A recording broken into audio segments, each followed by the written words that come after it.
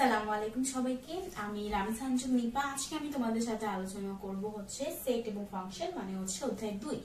তো সেট এবং ফাংশন যদি আমরা শুরু করি তাহলে প্রথমে যে জিনিসটা আসবে মাথায় সেটা হচ্ছে সেট কি।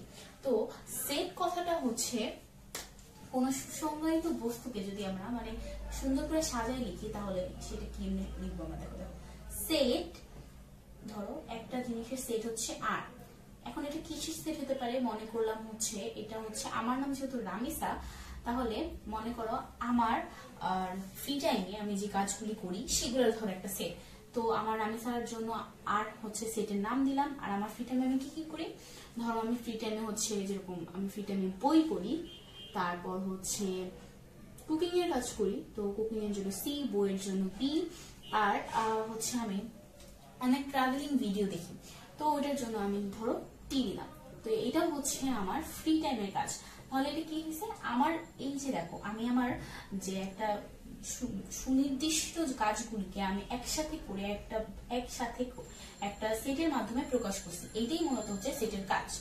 আর হচ্ছে সেটকে সাধারণত সেকেন্ড ব্র্যাকেট দিয়ে লেখা হয়, মানে সেটের দুই পাশে দুটো সেকেন্ড ব্র্যাকেট ইউজ করতে হয়।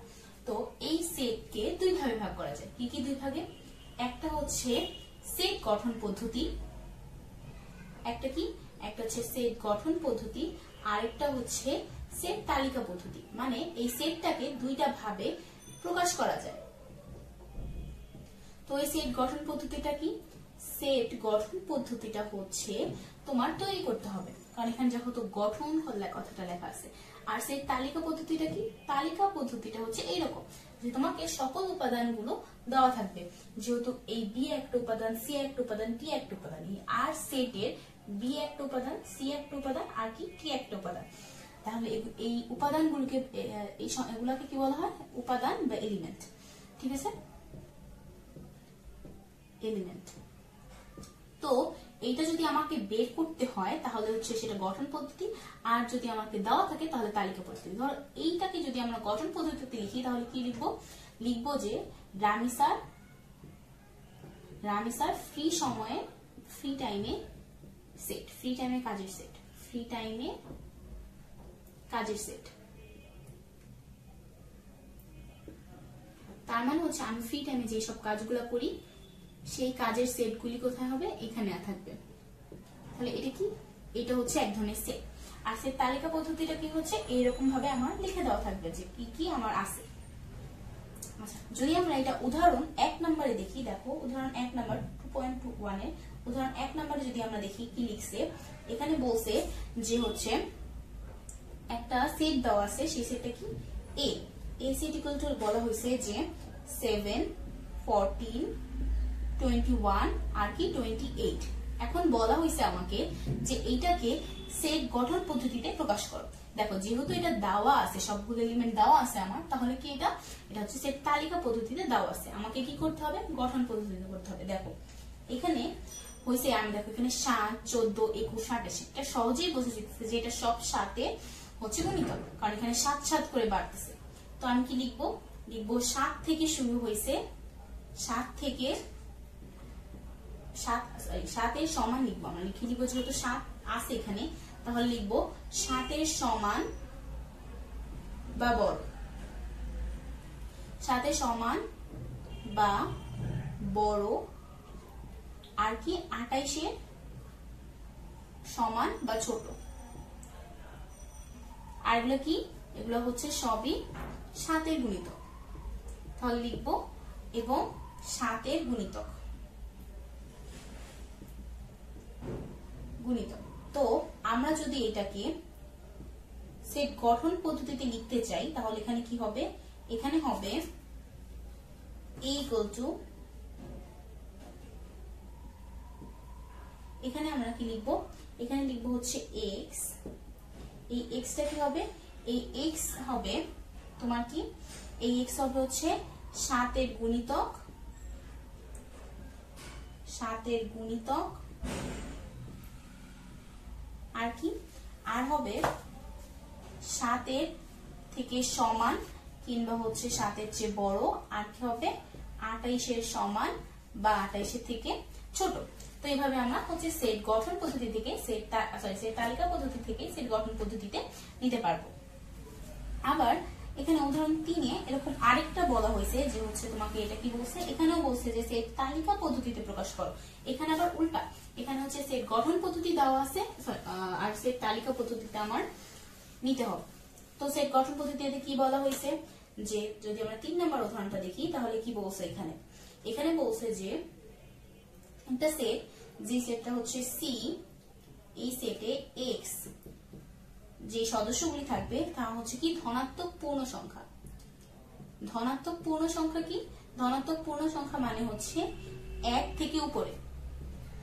তো ধনাত্মক পূর্ণ সংখ্যা, ধনাত্মক পূর্ণ সংখ্যা এবং কি বলছে, এবং এক্স স্কয়ারটা কি হবে 18 থেকে ছোট হবে। আচ্ছা এখানে তাহলে এটা কি বলছে, এটাকে আমরা সেট গঠন পদ্ধতিতে প্রকাশ করতে বলছে। তো এখানে দেখো ধনাত্মক, শুধু ধনাত্মক পূর্ণ সংখ্যা, তাহলে কি হবে এক্স এর মান হইতে পারে 1 কিংবা 2 কিংবা 3, কিন্তু 1 এর চেয়ে ছোট হইতে পারবে না, ঠিক আছে। তো এখানে আমার বলছে এক্স স্কয়ার ইকুয়াল টু হবে কি 18 থেকে তোমার ছোট হবে।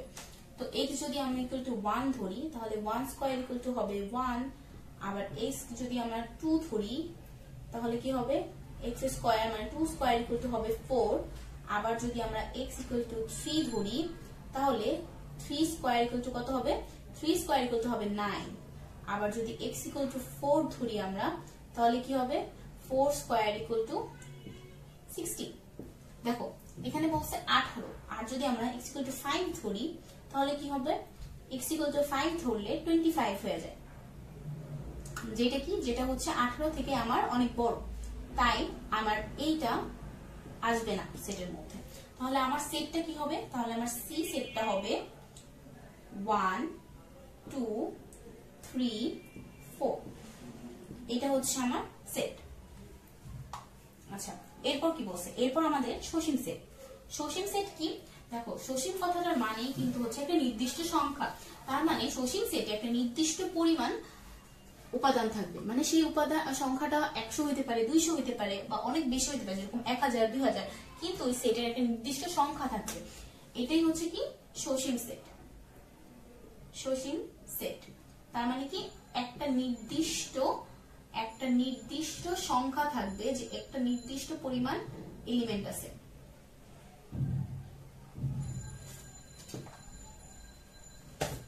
একটা নির্দিষ্ট পরিমাণ কি থাকবে, এলিমেন্ট থাকবে, নির্দিষ্ট পরিমাণ এলিমেন্ট থাকবে।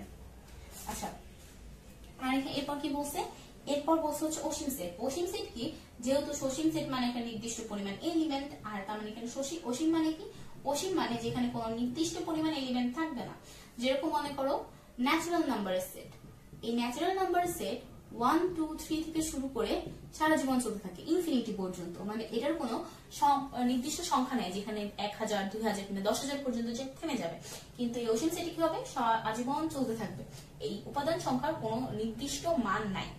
আচ্ছা এটা হচ্ছে আমার অসীম সেট। আচ্ছা এখানে বলছে দেখো ধরেন 4 নাম্বারটা কি বলছে, দেখো যে সকল স্বাভাবিক সংখ্যার সেট একটি অসীম সেট। দেখো স্বাভাবিক সংখ্যার সেট অসীম সেট হবে, কারণ কেউ তো বলতে পারবে না যে 10000 স্বাভাবিক সংখ্যা না, 10000 তো স্বাভাবিক সংখ্যা, তাই এটা সব সময় চলতে থাকবে, এর জন্য এটা কি, এটা হচ্ছে অসীম সেট। আচ্ছা এরপর হচ্ছে ফাঁকা সেট।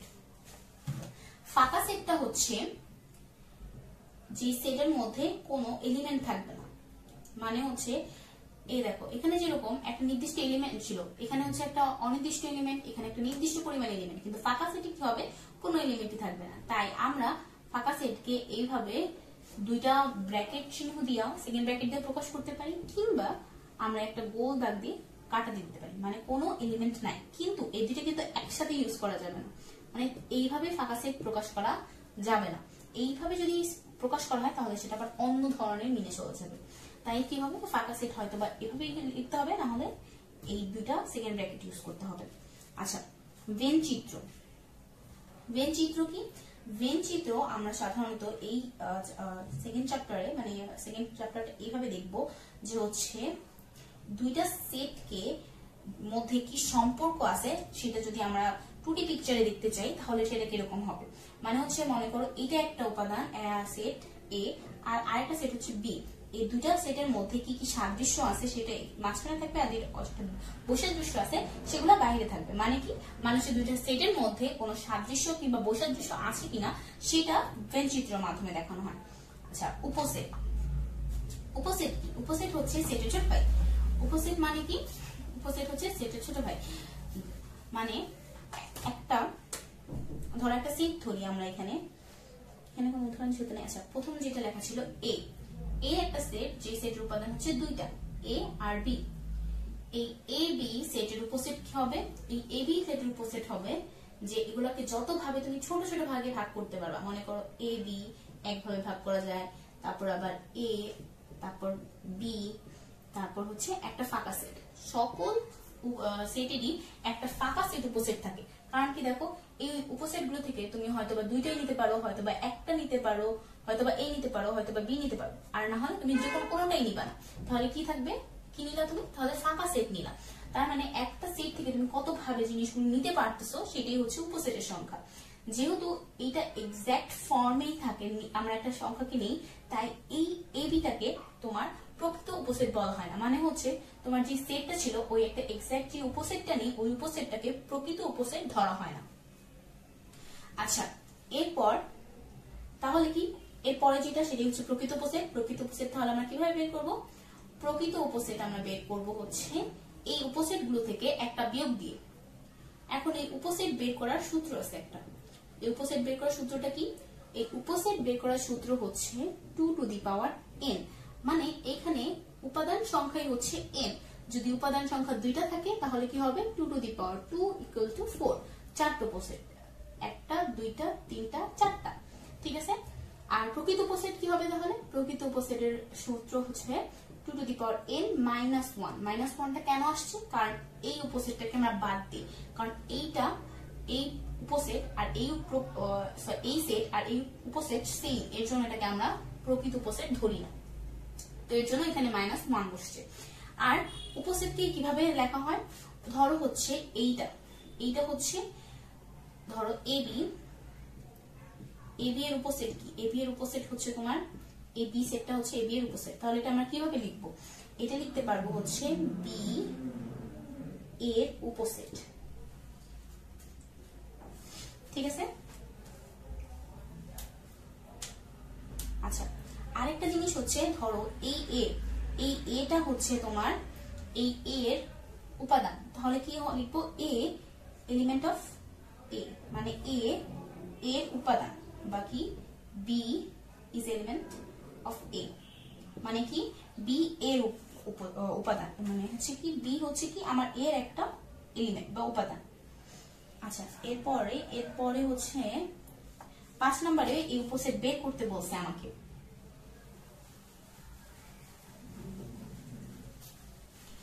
উপসেট যেহেতু বের করতে বলছে তাহলে দেখো এখানে কি বলছে? 5 নম্বরে আমাকে বলছে একটা সেট দেওয়া হয়েছে, সেই সেটটা হচ্ছে p ইকুয়াল টু xyz। এখন এই xyz থেকে আমাকে বলছে কি প্রকৃত উপসেটগুলি বাছাই করতে। তো যদি আমি প্রকৃত উপসেটগুলি বাছাই করি তাহলে কি হবে? তাহলে আমার এই একটা উপসেট বাদ যাবে, যেটা আমার সেট ছিল ওই সেটটা বাদ যাবে। তো আমরা আগেই বের করে নিই যে এটার উপসেট সংখ্যা কয়টা হবে? 2 টু দি পাওয়ার 3, তার মানে কি 8টা। তার মানে আমার প্রকৃত উপসেট কয়টা হবে? প্রকৃত উপসেট হবে 7টা। তো আমরা সবগুলি উপসেট লিখি x y z, তারপর হচ্ছে x y, তারপর কি হবে x z, তারপর হতে পারে y z, তারপর আলাদা আলাদা করে যদি একটা একটা লিখি তাহলে x, তারপর হতে পারে y, তারপর হতে পারে z, আরেকটা কি? আরেকটা হচ্ছে ফাঁকা সেট। কারণ কি ফাঁকা সেট হচ্ছে সবগুলো সেটেরই একটা উপসেট। তাহলে কয়টা হলো? 1 2 3 4 5 6 7 8টা। দেখো আমার 8টা উপসেট হয়ে গেছে। তাহলে এখান থেকে যেহেতু আমার এইটা বাদ যাবে তাহলে এটা হচ্ছে আমার প্রকৃত উপসেটের মধ্যে পড়ে না। প্রকৃত উপসেট কোনগুলা? প্রকৃত উপসেট হচ্ছে এইগুলা। আচ্ছা, এরপর কি? এরপর বলছে হচ্ছে সেটের সমতা। দেখো সেটের সমতা, সমতা মানে হচ্ছে যেহেতু সমান, আর সেটের সমতা কি হবে তাহলে? সেটের সমতা হচ্ছে কোন সেটটা ওই সেটের সমান। আচ্ছা, তো সেটের সমতা হবে এরকম, মনে করো একটা সেট হচ্ছে পি ধরলাম, ধরো এই সেটটাই ধরলাম, এই সেটে যদি এক্স ওয়াই জেড হয়, এই সেটটা সাথে এই সেটের কি সমতা আছে? এক্স জেড ধরো এই সেটটা এই সেটটা কি সমান না, কারণ কি দেখো এইখানে আমার ওয়াই যে উপাদানটা সেই উপাদানটা নাই, আবার এখানে একটা এই উপাদান এক্সট্রা আছে, তাই এই দুইটা সমান সেট না। এই জন্য দুইটা সমান সেট কখন হবে? মনে করো এটা সমান সেট কখন হবে? যখন উপাদানগুলো সেম থাকবে কিন্তু এটার সংখ্যা সেম থাকবে না। মানে হচ্ছে মনে করো দুইটা এক্স থাকতে পারে এখানে, মানে কি দেখো এখানে কিন্তু এলিমেন্ট গুলো যেগুলা ওগুলা কিন্তু টেকনিক্যালি সেম, কিন্তু এই উপাদানগুলোর সংখ্যাগুলা সেম না। মানে এখানে একটা উপাদান আছে এক্স এর, আর এখানে এক্স এর দুইটা এক্স আছে। এইরকম সেট গুলোকে আমরা কি বলবো? সেটের সমতা, মানে এইভাবে সেটের সমতা করে। আচ্ছা, এরপর যেটা সেটা হচ্ছে সেটের অন্তর। সেটের অন্তর কি? সেটের অন্তর হচ্ছে, যেহেতু অন্তর মানে বিয়োগ, তার মানে হচ্ছে সেট থেকে আমরা বিয়োগ দিব।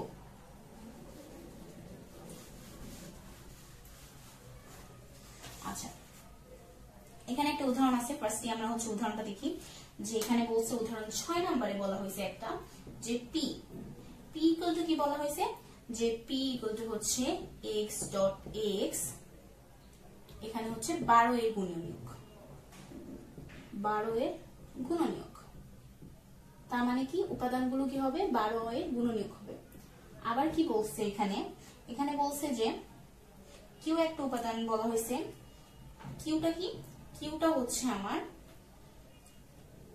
এক্স, কি হবে এখানে 3 এর গুণিতক এবং এক্স থেকে 12 থেকে সমান কিংবা ছোট। 3 এর গুণিতক, 3 এর গুণিতক, এবং এখানে একটা শর্ত কি দেওয়া আছে? শর্তটা হচ্ছে এক্স 12 এর সমান হবে কিংবা 12 থেকে ছোট হবে। তো এই দোনোটা কিন্তু দেখো, এই দোনোটা আমার সেট গঠন পদ্ধতিতে দেওয়া আছে। আমার এটাকে কি করতে হবে? আগে সেট তালিকা পদ্ধতিতে নিতে হবে। তো আমরা যদি সেট তালিকা পদ্ধতিতে নেই পিটাকে, তাহলে সেট তালিকা পদ্ধতিতে কি হবে? বলছে 12 এর গুণনীয়ক। 12 এর গুণনীয়ক গুলো কি কি? যদি আমি একটু সাইডে লিখি, যে হচ্ছে 12 ইকুয়াল টু কি? 1 ইন্টু 12, তারপর 2 ইন্টু 6, তারপর কি? তারপর হচ্ছে 3 ইন্টু 4। এগুলোই কি আমার 12 এর গুণনীয়ক। তাহলে সেটের মধ্যে কি কি থাকবে? 1 থাকবে, 2 থাকবে, 3 থাকবে, 4, 6 আর হচ্ছে 12। আর কি বলছে এখানে? কিউটা কি হবে? এখানে কিউটা হচ্ছে আমার 3 এর গুণিতক, কিন্তু এখানে বলছে কি 12 থেকে কি হবে? 12 থেকে সমান কিংবা ছোট হবে। তাহলে আমরা লিখব ফার্স্ট 3, 6, 9, 12। তাহলে এই দুইটা হচ্ছে আমার গুণিতক। এখানে আমাকে কি বলছে? এখানে বলছে হচ্ছে আমাকে এ বাদ বি বের করতে, না সরি কিউ বাদ পি বাদ কিউ। মানে কি বলছে? আমাকে পি থেকে কিউ এর মানগুলো আমাকে বিয়োগ করতে বলছে।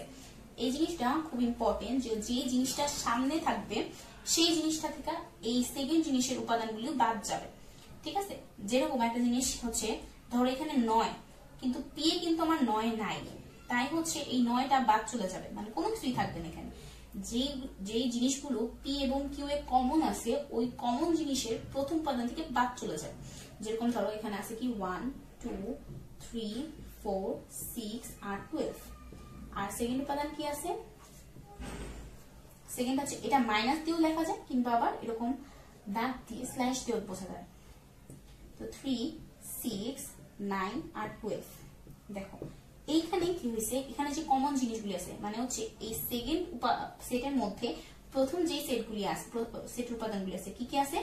এখানে দেখো, এখানে আছে হচ্ছে, এখানে 3 আছে, তাই 3 বাদ চলে যাবে। তারপর কি আছে? 6 আছে, তাই 6 বাদ চলে যাবে। আর কি আছে? সেই 12 আছে, তাহলে 12 বাদ চলে যাবে। তার মানে কি কি থাকবে আমার থাকবে হচ্ছে শুধু 1, 2, 4, এই তিনটা। মানে কি আমার এই পি বা কিউ এর অ্যান্সার হবে 1, 2, 4 এই সেটটা। কিন্তু এখানে যে এই 9টা আছে, এই 9টার মধ্যে কিছুই হবে না, এই 9টা এই সবগুলোর সাথেই বাদ চলে যাবে। আচ্ছা, এটাই হচ্ছে আমার সেটের অন্তর। এরপর কি, এরপর যেটা হচ্ছে, এরপর হচ্ছে শক্তি সেট। তো শক্তি সেটটা কি? শক্তি সেটটা হচ্ছে আমার উপসেটের সেট, মানে আমার যে কটা উপসেট থাকবে সেই উপসেট গুলো যদি আমরা একটা সেটের মধ্যে আনি তাহলেই ওটা কি হবে, ওইটাই হবে ওই সেটের শক্তি সেট। এখানে যদি আমরা দেখো উদাহরণ 10 নম্বরে আমরা সিটা একটু খেয়াল করি। উদাহরণ 10 এর সিটাতে মধ্যে কি লেখা আছে? সিতে বলা হয়েছে এখানে দুইটা উপাদান আছে, এ আর হচ্ছে বি। এইটার শক্তি সেট যদি আমরা বের করতে চাই তাহলে আগে কি করতে হবে, এটা উপসেট বের করতে হবে। এটার উপসেট কয়টা হবে? উপসেট হবে 2 টু দি পাওয়ার n, মানে হচ্ছে 4টা। তো এখানে যদি 4টা উপসেট হয়, কি কি উপসেট হবে এখানে? এ বি, তারপর হচ্ছে এ, তারপর বি, তারপর কি হবে, তারপর হবে ফাঁকা সেট। তার মানে এই 4টাকে যদি আমরা পাওয়ার অফ সি মানে হচ্ছে পাওয়ার সেট, সি এর পাওয়ার সেট করি তাহলে কি হবে, তাহলে এখানে একটা সেকেন্ড ব্র্যাকেট এসে পড়বে। যেহেতু এইটা একটা পাওয়ার শক্তি সেট ও একটা সেট, তাই এখানে পাওয়ার সেট এসে পড়বে। এখানে থাকবে এ বি, এখানে থাকবে এ, এখানে থাকবে বি, আর এখানে থাকবে কি ফাঁকা সেট। এই সেটটাই হচ্ছে কি আমার শক্তি সেট, মানে হচ্ছে এই উপসেট গুলোকে আমরা আবার আরেকটা সেটের মধ্যে নিয়ে আসছি।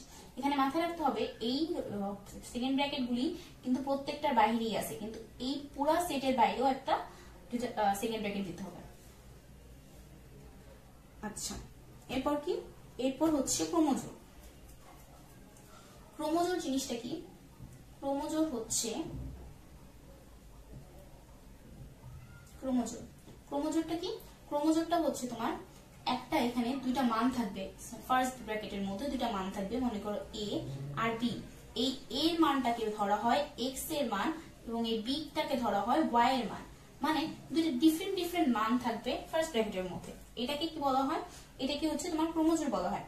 যদি আমরা একটা ম্যাথ দেখি 11 নাম্বার, তাহলে আমি আরো ক্লিয়ারলি বুঝতে পারবো। এখানে আরেকটা জিনিস হচ্ছে, দুইটা ক্রোমোজোর যদি সমান দেওয়া থাকে, ইকুয়াল টু দিয়ে লেখা থাকে, মনে করো হচ্ছে একটা ক্রোমোজোর হচ্ছে এক্স ওয়াই, আর একটা ক্রোমোজোর হবে সমান সমান দিয়ে লেখা এ বি। তার মানে কি? তার মানে হচ্ছে এক্স ইকুয়াল টু হচ্ছে এ আর ওয়াই ইকুয়াল টু হচ্ছে বি। কারণ কি, এই প্রথমটা হচ্ছে এক্স এর মান নির্দেশ করে, আর এইটাও প্রথমটা এক্স এর মান নির্দেশ করে, আবার এটা ওয়াই এর মান নির্দেশ করে, এইটাও কি ওয়াই এর মান নির্দেশ করে। তাই এই প্রথম মান সমান দ্বিতীয় মান সমান হবে। আচ্ছা, এখানে যদি 11 নম্বর কোশ্চেনটা দেখি তাহলে কি হচ্ছে, এখানে বলা হয়েছে যে দুটো ক্রোমোজোর দেওয়া আছে 2x প্লাস y আর হচ্ছে 3, আরেকটা কি বলা হয়েছে যে 6x minus y। তাহলে এখান থেকে আমরা কি জানবো হচ্ছে 2x plus y equal to 6, এটাকে যদি ফার্স্ট ইকুয়েশন ধরি, আর কি হবে x minus y equal to 3, এটাকে কি সেকেন্ড ইকুয়েশন ধরতে হবে। তাহলে আমরা x এর মান কি পাবো? x এর মান পাবো 3 plus y। এটাকে যদি আমরা থার্ড ইকুয়েশন ধরি আর এই ফার্স্ট ইকুয়েশনে যদি আমরা থার্ড ইকুয়েশনটা বসাই তাহলে কি হবে? তাহলে আমরা পাবো 6 plus 2y, 6 plus 2y plus y equal to কত? equal to হবে আমার 6। তো এখানে কি হবে, 6 6 কাটাকাটি যাবে আর 3y থাকবে এখানে। এই 3y equal to কি হবে? 0। তাহলে y equal to হবে আমার 0 আর x equal to কি হবে? এই y এর মানটাকে যদি আমরা এই x এর মান জায়গায় বসাই তাহলে কি পাবো আমরা? x equal to 3, কারণ y এর মান হচ্ছে 0 ছিল, এই কারণে আমার x এর মানটা কি আসছে? 3 আসছে। তার মানে xy এর মান কি হবে? xy এর মান হবে 3 0। এটা হচ্ছে আমার অ্যান্সার।